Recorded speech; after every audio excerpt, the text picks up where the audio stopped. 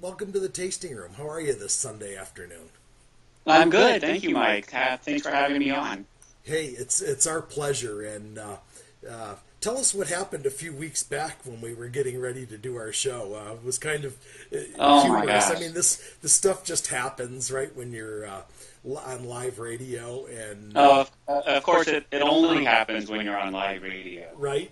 But yeah, I was getting everything ready to go on your show, and I stepped outside for just a minute, and I came back and realized that I had left my keys in my office on my desk and locked myself out. It's just one of those things that, of course, never happens, and except when you really don't need it to. Exactly. Oh man, it, just just stuff, right? It happens. So, Oh yeah, no, it was ridiculous. um, Andrew, give us a little background on this winery. It's very interesting, right? It's the Monson family, and it was originally a ranch and orchard. We're into the third generation, which that in itself is amazing. Living here in Montana, we know that it's very hard, really, to go beyond a second generation, and yet this family is really focused on kind of paying it forward and sustainability in the land and Yeah, for exactly. family. So tell us a little bit about the Monsons and their whole vibe and what they are doing.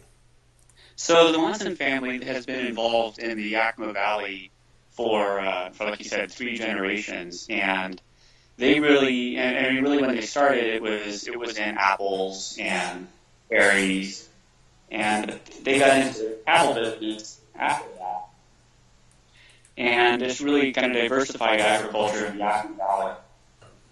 And when they were looking at continuing to develop new orchard ground, they started looking at the what became the Goose Ridge estate, and really had their eye on that for apples and cherries, and they were actually approached by Chateau Saint Michel, who had been looking at that same piece of property, and wanted to know if they would be interested in kind of planting grapes kind of for them, planting grapes and having them go to Saint Michel. And they said, well, I mean, yeah, we love the idea of that. We can see that Washington viticulture is really up and coming. We'd like to be a part of that development. And but we don't really know anything about grape growing. So they went out and they met with Dr. Walter Clore, who was really kind of the founder of the Washington wine industry.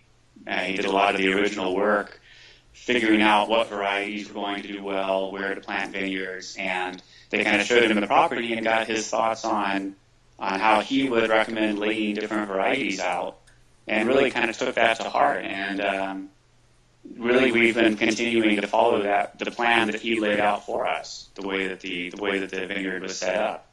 And yeah, and like you said, the Monson family, they really look to the future. They don't do anything small. They don't do anything short term. Everything is with a long term goal in mind.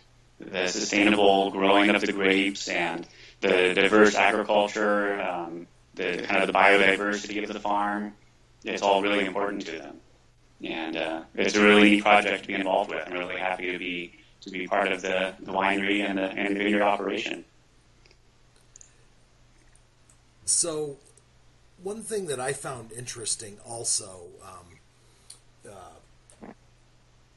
with you, Andrew, when I was doing a little bit of research on the website, and your family also was interested in viticulture and perhaps starting a winery. In 2003, when the Washington wine scene was really taking off, your family kind of asked you to check out and see if their land was suitable for growing grapes. And here you Yeah, that's are, right. a engineering graduate, which I find interesting because a lot of my guests in the tasting room are either engineering students in their background or geologists too, and both seem to make great wine. And I wonder if you can just speak to that for a little bit. Yeah, no, I think that is an interesting point. I think when I was younger, when I was in school, geology always seemed like the most boring of subjects.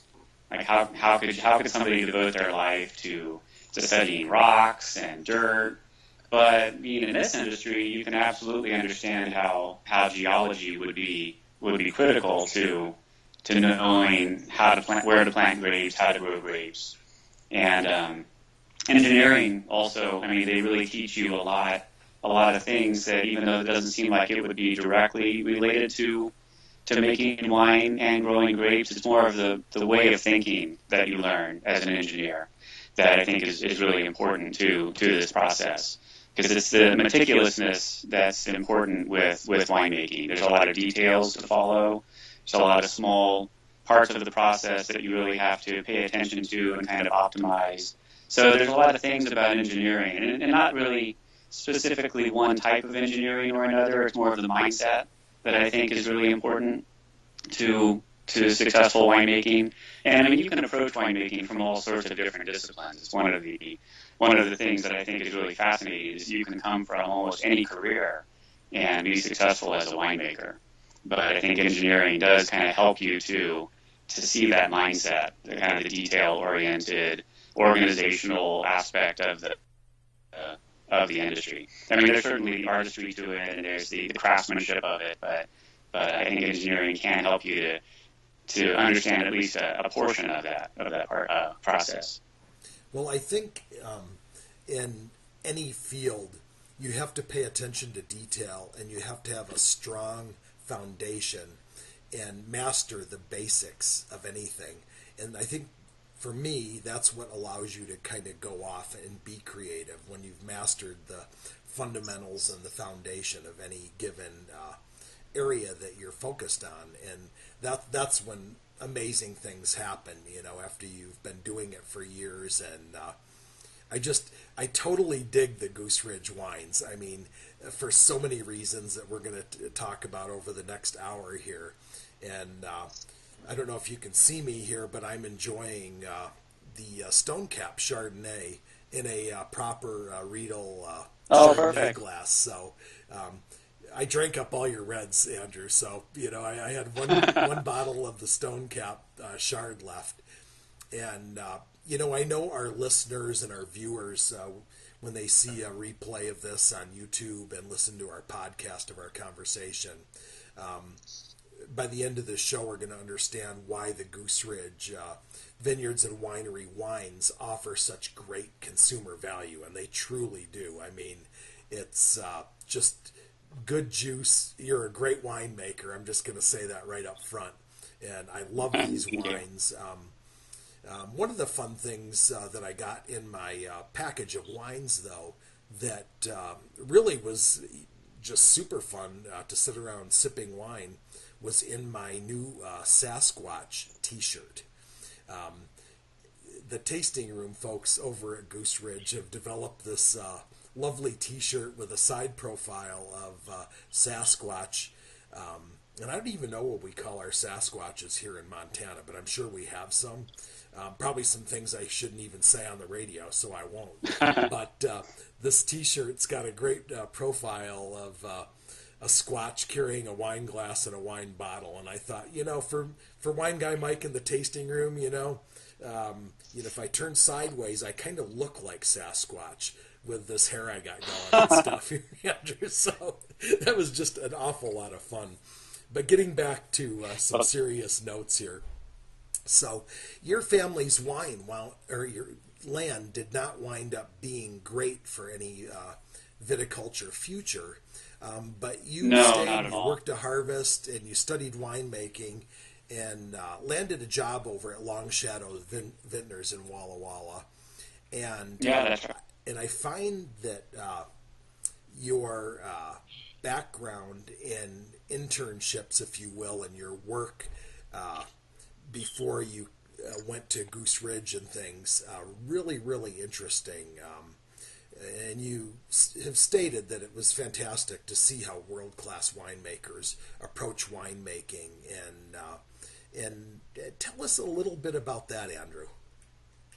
Yeah, that was really, I feel truly fortunate to have had that experience working at Long Shadows and working alongside winemakers like John Duvall and Philip Melka and Randy Dunn. I mean, they really are, I mean, obviously world-class winemakers, and each one of them would approach their winemaking and the wine style differently, and but all using Washington fruit, which was really kind of the goal of the project to start, was to bring these winemakers, these internationally known winemakers, to Washington, and just to show what they would do with fruit from this state, and just really the potential of Washington winemaking, and being able to sit in on blending and to experience how they would approach their wines and things that they would see as important, and how they would choose barrels and decisions that they would make in the vineyard was really a great experience. And really, I do feel really fortunate to have been able to work with them. And I think I learned a lot about in that time how to really approach winemaking, and how important blending is, and how important, I mean, really getting things right in the vineyard is before you even start. I mean, you can avoid so many problems later on and create so much quality just by paying attention to the growing season in the vineyard. And all of that, I think, was really wonderful. We have so much to cover here in so little time. So let's first talk about the vineyard. As you have stated, and other great winemakers that have been guests in the tasting room, great wines are made in the vineyard. That's true. Terroir is everything, right? I mean, and yes. And what I love about the Goose Ridge wines is they tell the truth of the land from that area where you grow the grapes. So talk a little bit about terroir and your feelings about that and your grapes. Well, I'm really happy to hear you say that, because that really, having the wine, as you say, tell the truth of the land is really what we're going for. I mean, that's absolutely what we're hoping to accomplish with our winemaking, is grow the grapes well. I mean, all the wines that we make are made from our estate grapes, and so put in effort to grow the grapes the way that they need to be grown in the vineyard, and then bring them in and make wines that reflect our site and the growing season.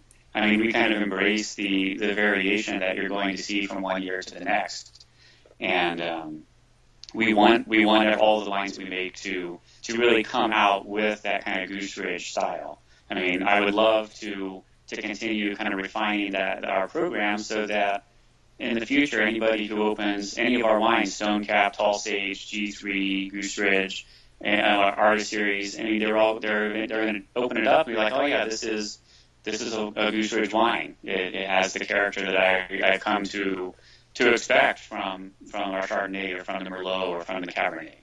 So I mean, it's really first and foremost that all of the winemaking that we do reflects the year and the estate. I mean, it's really the very most important thing, and we really do take that to heart every time we work on a wine, we work on a blend. That's what we're trying to accomplish. So let me ask, is making a single varietal wine or blending harder? I have this cyclical argument in my head when I'm tasting wines of whether it's easier to produce and put out a blend, or whether it's harder to produce and put out a single varietal wine. And it's just, I found myself chasing my own rhetorical question as I was drinking your wines, because, man, you can freaking blend some wines, Andrew, honestly. I mean, I got to tell you, and what I love about the Goose Ridge wines, for our listeners out there that don't understand, I mean, this Stone Cap Chardonnay is darn decent, and the price point on this thing is just, it's affordable for all wine drinkers, and I would not hesitate to serve this to any of my friends that I'm going to sit and enjoy wine with. And then, you've got the G3, which is a tribute wine to the three generations of the Monsons, and then the Vireo that is just freaking stellar, and that's really like Goose Ridge's really high-end retail product. And, that's a $38 bottle of wine. So it's very, if you're having a formal event, it's just very affordable for people to serve. It's something that's really important in their lives that they're sharing with family and friends.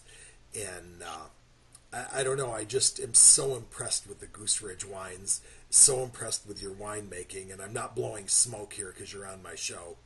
I really believe it and think these wines are terrific consumer values. So talk to that a little bit. Well, thank you very much. I guess to your question about blending or single varietal, I kind of approach them both sort of the same, because we bring in, like, just for example, if we were going to be making a Cabernet, we bring in Cabernet from different parts of the estate, and we'll ferment them a little bit differently, and we'll age them a little bit differently, just to give us blending options for the Cabernet. So even if we're only making a Cab Sauv, we'll have slightly different styles of Cab Sauv that we would work with to blend for that wine. So we might have some that undergo extended maceration, we might have some that undergo a longer cold soak, maybe native fermentation, aged in puncheon, fermented on oak barrels. They're all different things that we would do. And then 2 years down the road, after aging in barrel, we will have still kept all of those things separate, and then we'll look at blending at that time. So we'll have these separate components of Cabernet. It's all Cabernet, but they're all slightly different, and we can blend those together to make a Cabernet that truly does express what our Goose Ridge Cabernet is from that year. So it's kind of the same approach as if we were going to be blending for Vireo or for Solduck.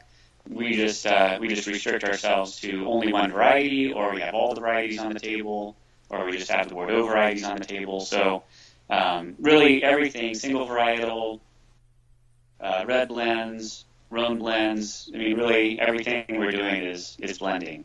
So I guess that would be my answer to that question is I love blending. And I think that if you kind of set yourself up from the beginning with lots of, they're kind of colors in a palette or different notes in a song. I mean, you have these different things that you can put together to make a stronger wine, a more interesting wine.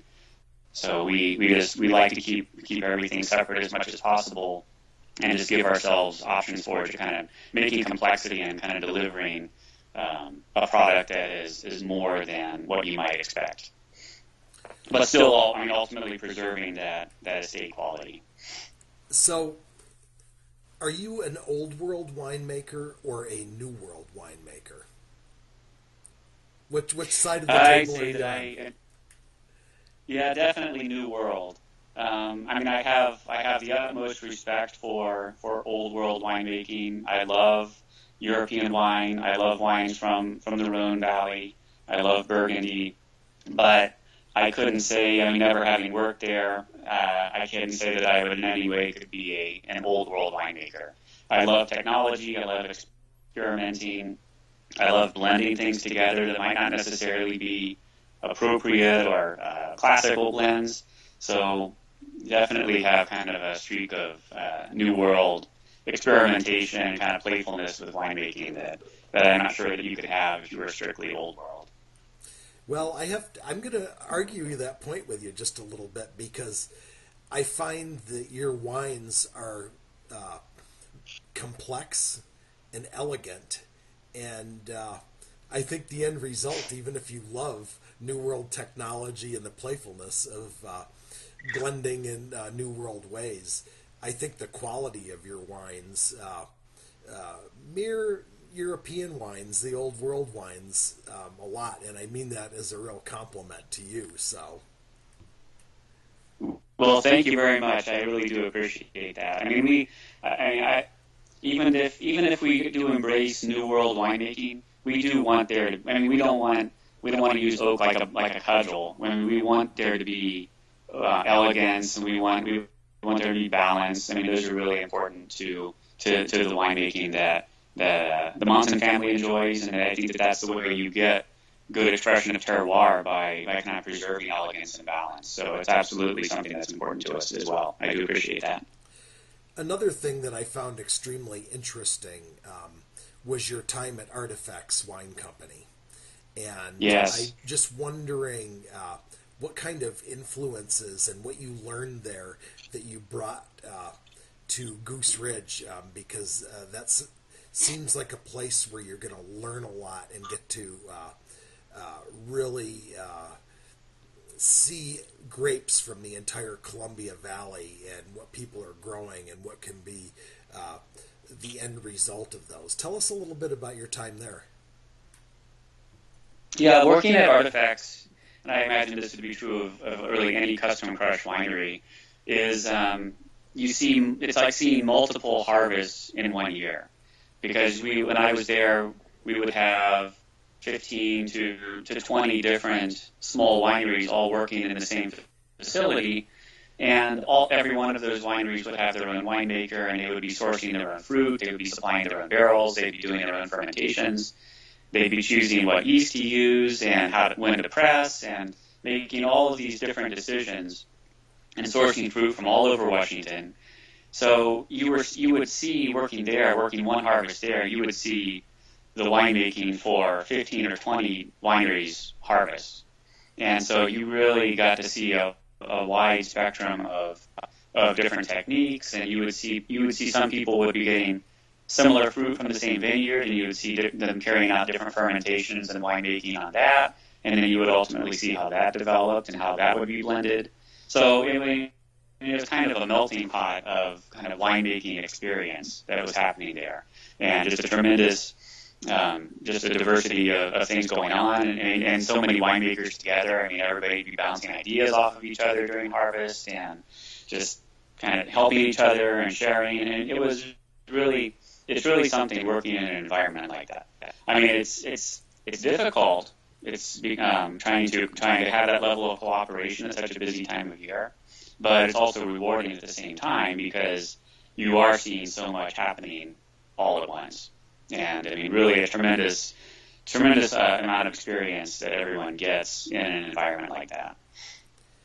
So that's probably a place where you get the real world experience, where that's actually a school environment where you're able to bounce It creative it ideas is off of really. I other mean, winemakers and really just get a broad spectrum of what's happening out in the Columbia Valley. yes, for sure. So, what what is your favorite wine to drink outside of your own Goose Ridge winery? Whose wines do you love, Andrew? Well, like I said, I really love Rhone style wines. I mean, that's Grenache is probably my favorite variety. I mean, I really am kind of a sucker for Rhone wines. I I love the Rhone. I love Bandol. I think Domaine Tempier is one of my favorite producers. Um, it's just hard to beat the kind of the elegance and also the just the layering of flavors that you can get in some of those wines. And then, but I mean, also with the kind of the power of the fruit as well. Just the balance is tremendous. I mean, other wines that I like that we could never make in Washington or Goose Ridge are like Sonoma Coast Pinot Noir. Some of my very favorite wines are Pinot Noir from kind of that part of California. So I mean, producers like Fela or I'm drawing a blank. Rivers Marie is one of my favorite producers with their Pinot Noir and their Chardonnay. Um, so yeah, I mean, I really personally prefer wines of more elegance and kind of classical balance, I would say. You gotta love Sonoma and Fela wines. I mean, just that goes without saying. And I'm wondering, a friend of mine who's the head winemaker at Boleto Vineyards, Anthony Beckman. Uh, he's a great winemaker, just like yourself, and he to date, and I haven't tried the Goose Ridge rosé at all, but Anthony's rosé, I will say, is the best rosé has the most beautiful color of any rosé I've ever seen, and Nice. the people at Boleto are just it's a great family story, just like the Monson family, caretakers of the land, and John Boleto's got a great backstory, and I would like to recommend those to you to try sometime. I absolutely will. Thank you. And you would love Anthony. You guys would really hit it off. And in fact, I might even send you both an email and introduce the two of you because I think you guys should meet. So I am curious. This brings up a question for me. So when you let's just start with this. Do winemakers ever get writer's block? I would say so. I definitely think that you can reach a point in, especially during blending, where it seems like you're kind of stuck. You don't necessarily know how to really move. Like you'll get 90% to the wine that you're really trying to make, and you can't quite figure out how to get that last, where that last piece is going to fall into place to kind of complete the blend the way that you really want it to be. And so yeah, I mean, I think in that way it would be sort of like writer's block, is that you've tasted all of the components that you have to work with for the blend, and nothing really quite seems to be working the way that you want or the way that you would expect. So yeah, I would say that definitely has happened to me. And normally when that happens, you just kind of, if you have the time, you just kind of set it aside and you move on to work on a different blend or work on something a little bit different, and you come back to it a little bit later. And usually at that point, you kind of can come at it from a little bit different angle, and things do tend to fall into place. Or you just kind of have some time to think about it again. You come up with a new idea or a new approach. So yeah, I would say it's not exactly like writer's block, but I would say that would be my closest equivalent to that. So it's not like what Thomas Hayden Church did in Sideways, picks up a spit bucket with all kinds of a mix of wine, and then you figure out the blend. I haven't done that yet. Hopefully it will never quite come to that. Andrew, I hope it never comes to that for you as well. I love the tasting room. We have a good time here, and we have good friends and great winemakers. And when you go wine tasting, to look and see what other people are doing, where do you like to go? Normally, I like going tasting to. I mean, there's so many new wineries starting in Washington all the time. Like if I go to Walla Walla, and I love to go to Walla Walla, it's a great place. Go wine tasting. I love to just kind of go out to because their wineries are kind of clustered in different parts of town. You just kind of head out and just see what the new wineries are, and just kind of stop in and see what people are doing. I mean, it's amazing the ideas and the things that people are trying in new wineries. I mean, it's really, I'm always surprised and happy to see what new wines people are coming up with and new approaches that people are taking. It's a lot of fun to see. I'd say Walla Walla is one of my favorite places to go to do that. There's so much going on there. So let me ask, I like to ask our winemakers about this, and I'd like to hear your description of, once the grapes are picked, and maybe we should step back first. Let's talk about the extraordinary viticulture practices at Goose Ridge Vineyards and Winery, because I was just so struck by the tender, loving care of the viticulture practices of the Goose Ridge Vineyards, because you guys just do it right. You're all about the fruit, to the way it's planted, the way the grapes are tended to throughout the entire growing season, and let us hear a little bit about that, Andrew. I would say that being a 100% estate operation, it really gives us the flexibility that you need to really pay attention to the viticulture, really the way that it needs to be done. I mean, like if I'm looking at a particular block during harvest and really trying to get the picking decision dead on, the vineyard is right there. I mean, the winery's right in the middle of the vineyard. So if I'm checking on something, I can go out twice a day and taste the grapes and check on the bricks. And then when it's time to pick it, I can make that decision, and the crew goes out and they get it right then. And I mean, it's on our doorstep within a matter of hours. And so, I mean, having that degree of flexibility allows us to be being really precise. Or, I mean, even before picking, like if we need to have leaf thinning done or cluster thinning done, we have crews of people. I mean, that's what they do, and they understand the importance of that process. And so, just having that level of control over our own vineyards and our own blocks allows us to react very quickly and get things done correctly. No, it's really wonderful to have that level of flexibility. Something I really enjoy about. So, talk to us about hand picking the grapes, and because I love that you guys do that, and I'm going to let you tell our listeners here today why you do that, because I think it's so important, and I love the attention to detail in the viticulture practices over there.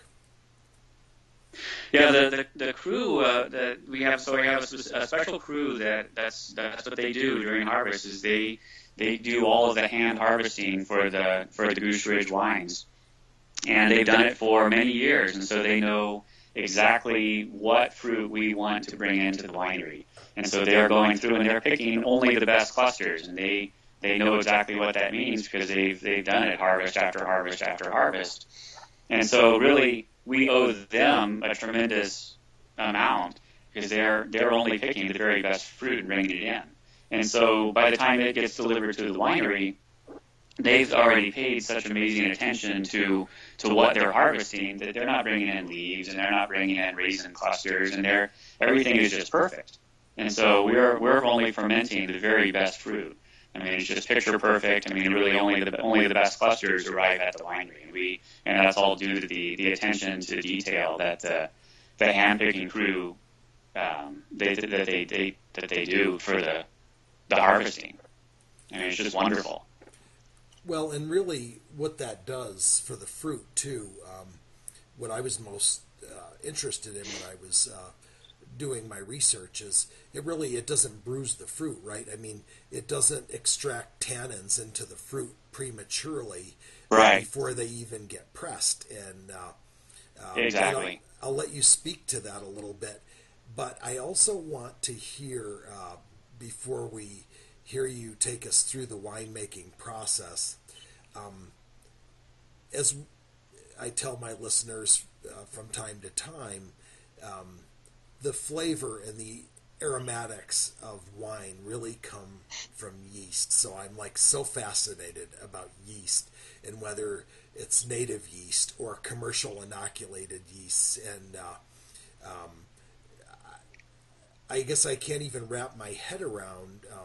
I'm sure each winery and winemaker has their own formulas for their grapes and their own terroir and what kind of aromatics and flavors they're trying to bring out. And so it's hard for me to even wrap my head around the whole yeast thing. But talk to us about that a little bit.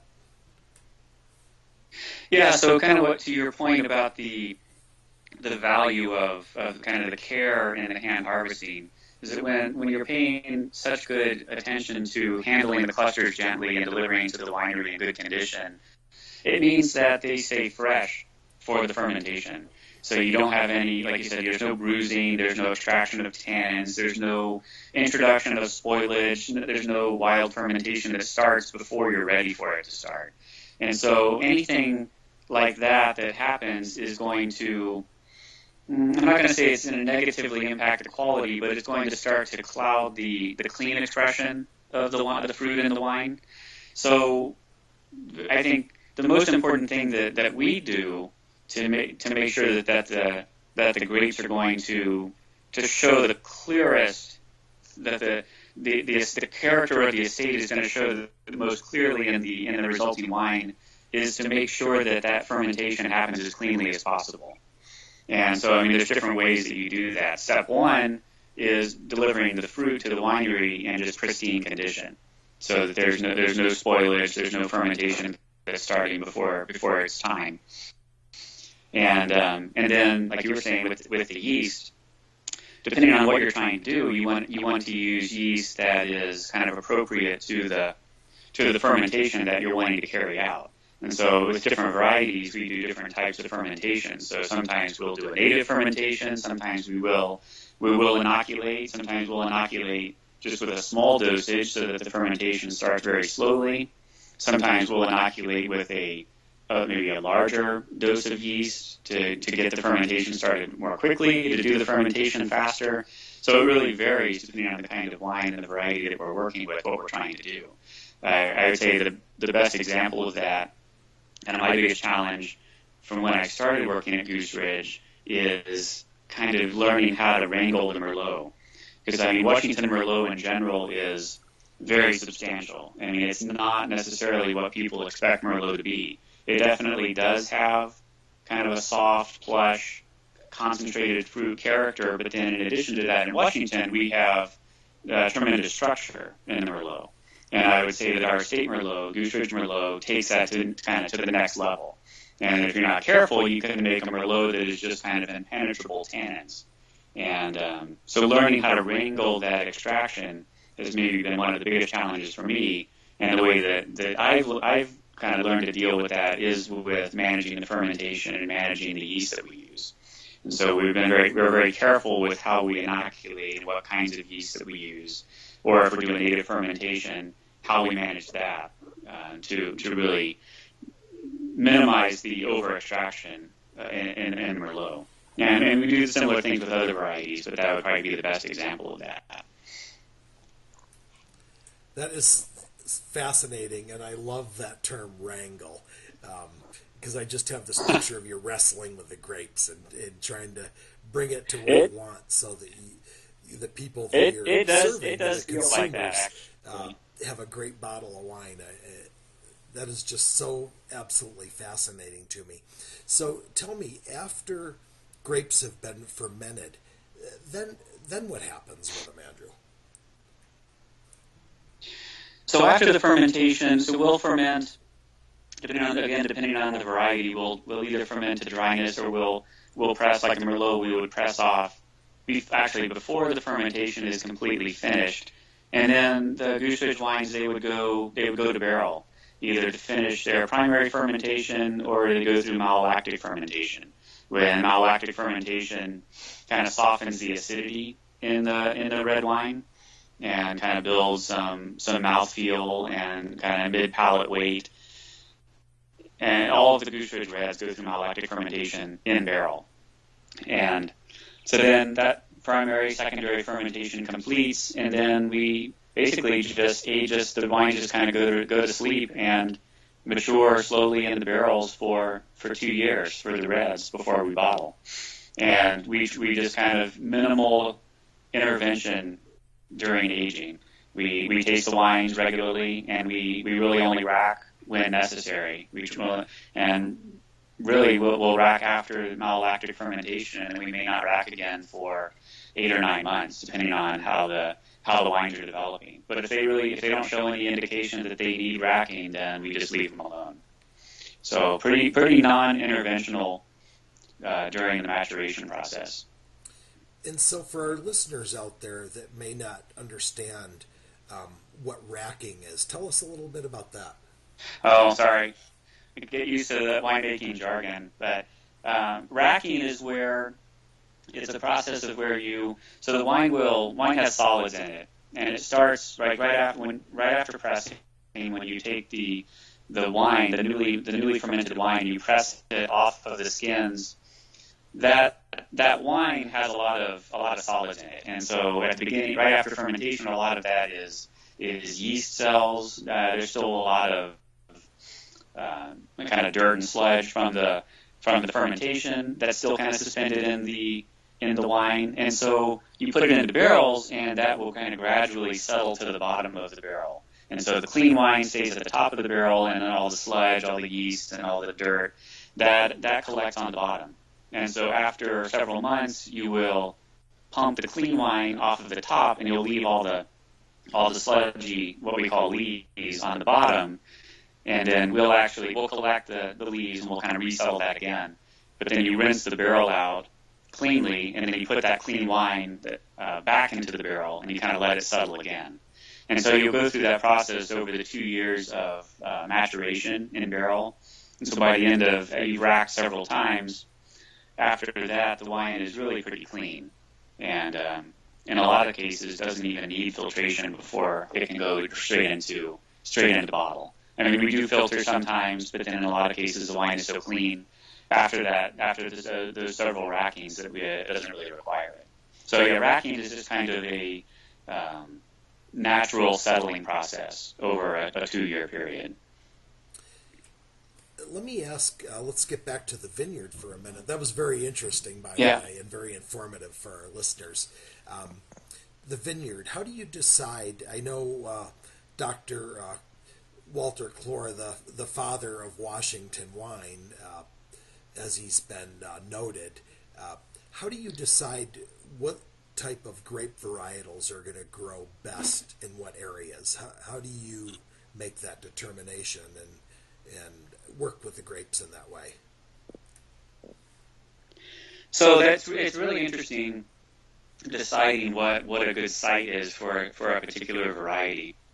And we actually have, like as you said at the beginning of the show, the Goose Ridge Vineyard is the largest contiguous vineyard, and so there's a lot of kind of varying aspects and kind of different north-facing slopes, south-facing slopes, east-facing slopes. There's flat areas in the vineyard, and so each one of those areas, each one of those portions of the vineyard has a little bit different. Some parts are warmer, some parts are cooler, some parts get more afternoon sunlight exposure, some get morning sunlight exposure, and so it's really interesting trying to pair up those different parts of the vineyard with those different characteristics, with the different varieties that we're trying to grow. So kind of for the general plan that Walter Clore came up with and that we basically followed is planting Syrah kind of on the extremities of the vineyard, and so it's kind of on the southern edges, the northern edges of the property, where the soil is a little bit more marginal. It helps to control vigor in the Syrah, so that it is a little bit more managed. The vines are a little bit more manageable. Increases the quality of the resulting grapes. And then the kind of behind that, kind of a little bit south of that, is still very gentle, even though kind of the central portion of the estate vineyard is fairly flat. There are gentle north-facing and south-facing slopes. And so we kind of take those gentle north-facing slopes and we planted that to Chardonnay, kind of take the gentle south-facing slopes and plant that to Cab Sauv. But then there's also, even in those general areas, there are parts that are a little bit warmer or a little bit cooler. And so there's like little pockets, even in those kind of in that general description of different varieties that are planted to kind of take advantage of those little microclimates that are just kind of sprinkled around. So it's been really interesting, actually, kind of pairing up the different aspects of the estate with the correct variety. But really, I mean, the guidance that Walter Clore came up with at the beginning is held true as we continue to grow. Well, and I know one thing from my research that he recommended to the Monson family was where the tall sage grow great grapevines. And yeah, that's true. And one thing, I just enjoyed all the different wines from the Stone Cap Chardonnay. I mean, I just can't believe the quality of that Chardonnay for the price point. It's just a great Chardonnay. I'm drinking it at room temperature here in the studio, and that's terrific. The Tall Sage Cabernet Sauvignon that I received from Goose Ridge, I love that because I love Cabernet, and I can turn that particular Cabernet, that can be a patio wine for me this summer because it's a little lighter in body, it's a little less complex than the higher end Goose Ridge wines. It's like a great summer wine, and it's a Cabernet Sauvignon, and that's a little unusual to me, and I think that offers great value. Then you've got, when you move in and it gets hot out on the patio, and then you move into the G3, that's a great blend, and then the Vireo just, tops the night off. So I want to have you just, as we kind of wrap up here, speak to the wines a little bit. But what I noticed, and I'm dying to try, is your ice wine, because I love good ice wine. Yeah, no, I think that you kind of hit the nail on the head with that description. The brands that we make, Stone Cap, Tall Sage, G3, Goose Ridge, they all are delivering kind of, I was going to say different levels of accessibility, but Stone Cap is kind of the entry level, and so we really want those wines to really show the clean expression of the fruit, the estate fruit. So the Stone Cap Chardonnay, we really want that to be aromatic, just kind of citrus, mineral, just clean fruit expression. Nothing. There's no oak, so it's all stainless steel fermented Chardonnay, and just really nothing to interfere with that clean, pure fruit expression. Tall Sage, it's exactly like you said. We want to maintain the expression of the Cab Sauv variety, and then there's also Tall Sage Chardonnay, and it's kind of the same idea. We want to keep the expression of those varieties pure, but then also make it a really accessible, easy to drink style of wine as well.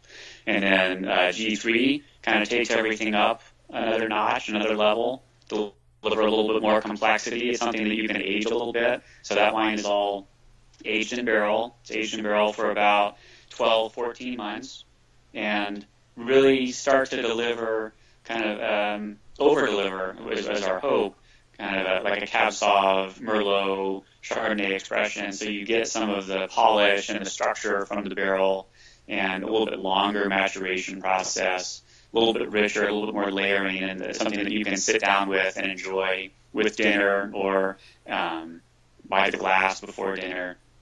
And then you take all the way into the Goose Ridge wines, which are really designed for, you can lay them down for several years, and they're going to continue to develop and kind of polish and really show the best long-term potential to aging, and kind of the best complexity of the different varieties that we have on the estate.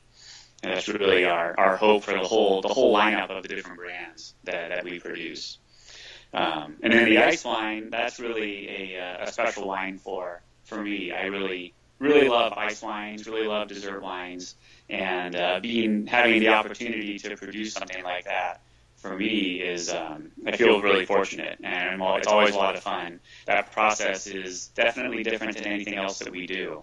Going out and having to pick the grapes in the snow and the ice and in December, and then stand outside in the cold and press it all day long is certainly a lot of fun, because you know where that's going. You know the kind of wine that you're making when you're doing all of that. And then kind of the tedious, long fermentation, the slow fermentation, you're never sure if it's ever going to end. It's really actually, it's a lot of work, but it is really rewarding when you see the kind of wine that produces. And I want to ask a question. If you're familiar with Donald Zeraldo, he's the godfather of ice wine in Canada, up in the Ontario wine region, and now over in the Okanagan. And he's also kind of the ambassador of travel for Canada. He's larger than life, and just, oh my gosh, his ice wines are amazing. So I want to encourage you to try some of those when you get a chance. And just as we kind of wind down here, just please tell our listeners a little bit about ice wine and the philosophy behind that, and why ice wine. So ice wine is really kind of a special category of dessert wines, and not something that you really, for us in Washington, you really need the right conditions to be able to do it. It's not something that you can always make happen. I mean, in the Okanagan, I think they're more fortunate; they can do it more predictably. but you really need the right set of conditions to be able to harvest and produce a good ice wine. And so, I mean, first and foremost, the grapes have to freeze on the vine, and they have to be harvested, frozen, and brought into the winery and processed while they're still frozen. And that's always really a trick to kind of accomplish that. But you don't really want them to be too cold. You don't want them to be totally frozen little ice cubes, because you actually do need to be able to press a little bit of liquid out of them to have something to make the wine with.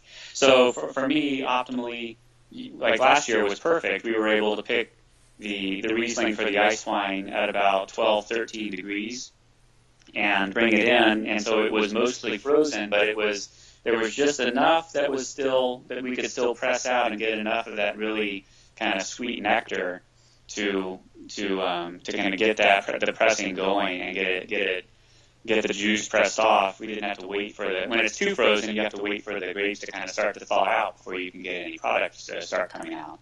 But it was really perfect last year. And ice wine has a real purity of flavor that you might not necessarily get with other late harvest.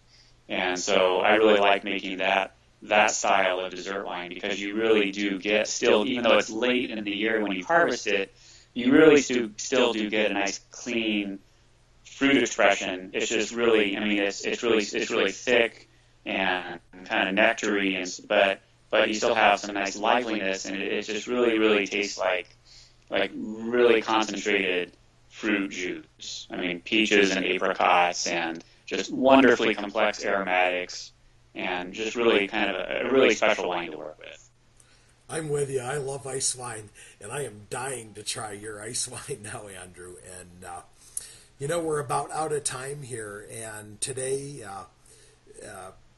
we're going to feature this interview again on my WineGuyMike.com website. We'll have a YouTube video here shortly, and a podcast on my iTunes channel. And Andrew, I hope you'll come back and visit us again, because it's been super interesting and super fun having you. And I hope everybody goes out and tries some of the Goose Ridge Vineyard and Winery wines. In fact, I would love to do a tasting here in Missoula when I get started back up again with my tastings in September. And we'll feature the Goose Ridge wines, and I'll be in touch with you about that. But I can't thank you enough for your time and your expertise and the information that you shared with all of us, including me here in the tasting room and our listeners out there. And I hope you have a great summer, Andrew, and I will look forward to having you as a guest again on the tasting room. Thank you very much, Mike. It's really been a pleasure spending this time with you on Sunday. I'd be happy to come back anytime. Thank you very much. Cheers, Andrew, and thank you for the wines, and we'll talk to you soon. Take care, and you're in the tasting room, and you've been listening to 105.5 LPFM on KFGM Missoula Community Radio, or streaming live with us at 1055kfgm.org.